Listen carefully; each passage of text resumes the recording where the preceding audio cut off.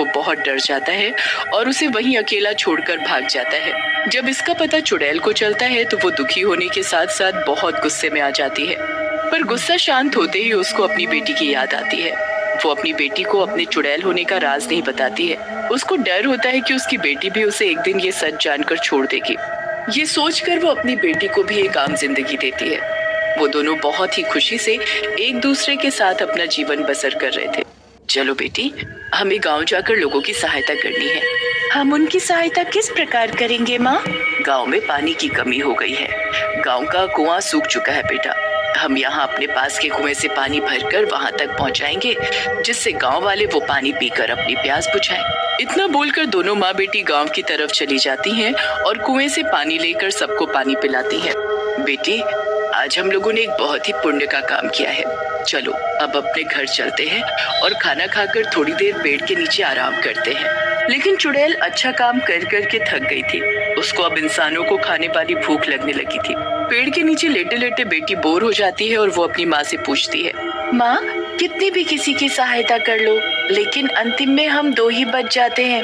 क्या आपके पास कोई तरकीब है जिससे हम इस खालीपन को दूर कर सके? बेटी, मुझे बचपन से ही गेम खेलना बहुत पसंद था। मैं अलग अलग तरीके के गेम खेला करती थी और अपने समय में मैं हमेशा उनको जीता भी करती थी, जब बहुत मजा आता था। उसकी बेटी ये बातें बड़े ध्यान से सुन रही होती है और फिर बोलती है, तो माँ, आपको सबसे ज्यादा कौन सी गेम पसंद थी? वैसे तो मुझे सारे ही गेम्स रोचक लगते थे, लेकिन मेरा सबसे पसंदीदा गेम था जो मैंने और मेरी माँ ने खुद बनाया था। तो वो गेम क्या थी माँ? बेटी की बातें सुनकर और उत्साहपन देखकर चुड़ैल के मन में एक तरकीब आई। हम इस पेड़ के पास गोल गोल चक्कर लगाकर लोगों को पकड़ते थे। ये तो बहुत मजेदार गेम है माँ, मुझे भी खेलना है। हाँ बेटी, जरूर, लेकिन एक बात तो मैं तुम्हें बताना ही भूल गई। इस गेम के साथ साथ हम एक गाना भी गाया करते थे। कौन सा गाना माँ? इस पेड़ से बचकर जाओगे कहाँ, यहाँ बचना होगा मुश्किल तेरा। इस पेड़ से बचकर जाओगे कहाँ। फिर वो दोनों ये खेल खेलने लगते हैं। तभी शहर की तरफ से आता हुआ एक राहगीर उनके घर के सामने से जा रहा होता है। वो दोनों माँ बेटी यही गाना गाते हुए उस पेड़ का चक्कर लगा रही थी। ये तुम दोनों क्या कर रही हो? पेड़ के चक्कर क्यों लगा रही हो? और इतना मधुर गाना तुमने कहाँ से सीखा? हम एक गेम खेल रहे हैं, क्योंकि हम दोनों यहाँ अकेले रहते हैं, इसलिए मन बहलाने के लिए हम गाना गाकर खुद को अच्छा महसूस करवाते हैं। ये गेम मेरी माँ ने बनाया है। इस गेम के कुछ नियम हैं। क्या तुम हमारे साथ खेलना चाहोगे?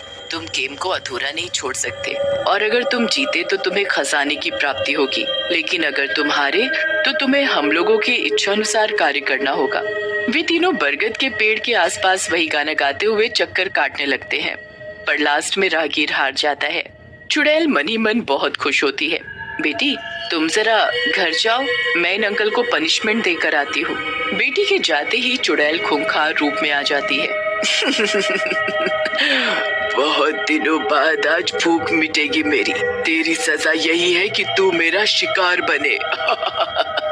लाख गिड़गिड़ाने पर भी चुड़ैल उसे नहीं छोड़ती और राहगीर को मारकर खा जाती है। खेल की आड़ में चुड़ैल अब लोगों को रोज फंसाती। गेम के अंत में वो दोनों हमेशा ही जीता करती थी। उनसे जीतने वाला कोई भी नहीं था। ऐसे ही दिन बीतते गए और चुड़ैल अपनी बेटी का इस्तेमाल करके उसकी नजरों में अच्छी और राहगीरों को हराकर उनका नाश्ता करने लगी। सालों बीत गए। अब उसकी बेटी 18 साल की थी।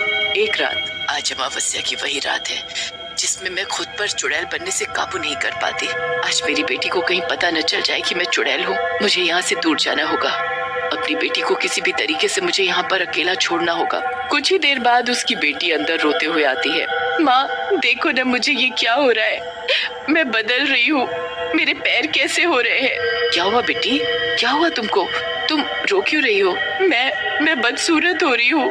मुझे समझ नहीं आ रहा मेरे साथ क्या हो रहा है। चुड़ैल माँ सोचती है कि ये तो इंसानी बच्चा है, तो ये चुड़ैल कैसे हो सकती है। फिर उसको याद आता है कि ये तो उसकी बेटी का 18वां जन्मदिन है। वो बहुत घबरा जाती है। फिर वो उसको सच बताने का फैसला करती है। मेरी माँ एक चुड़ैल थी। जैसे ये बात गांव वालों को पता चली, उन्होंने मेरी माँ को जिंदा जला दिया। पर मैं इंसानी बच्ची थी।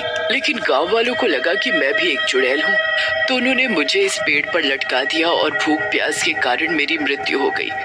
मेरी आत्मा यहीं भटकने लगी, पर क्योंकि मेरी माँ चुड़ैल थी, उस कारणवश मेरी आत्मा में ये ताकत आई कि मैं भी चुड़ैल बन सकूं, और अपनी माँ का बदला लेने के लिए मैं एक खूंखार चुड़ैल बन गई।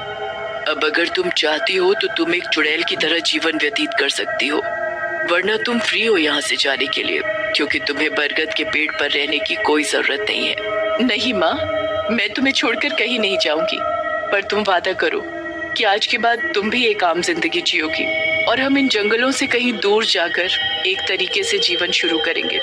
फिर चुड़ैल और उसकी बेटी उस जंगल को छोड़कर दूर पहाड़ी में बस जाते हैं और एक नया जीवन शुरू करते हैं।